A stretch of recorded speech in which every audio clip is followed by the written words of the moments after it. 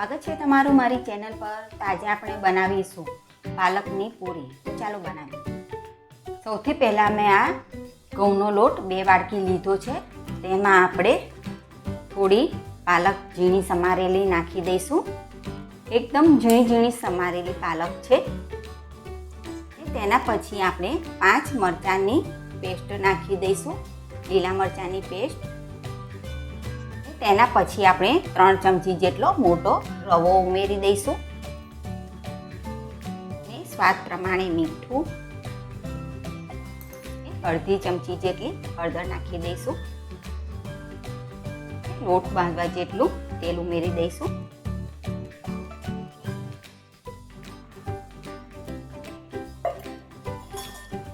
હવે આપણે આને બરાબર મિક્સ કરી દેવાનું છે।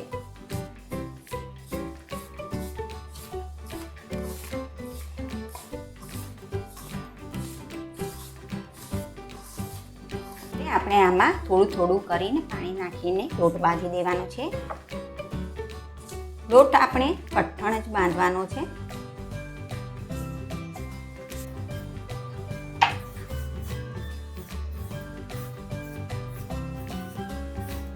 હવે આપણો લોટ એકદમ બાંધીને તૈયાર થઈ ગયો છે।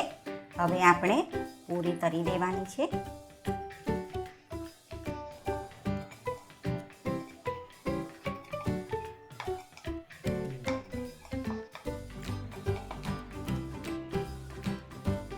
આપણું તેલ ગરમ થઈ ગયું છે, તો પૂરી તળી લઈશું।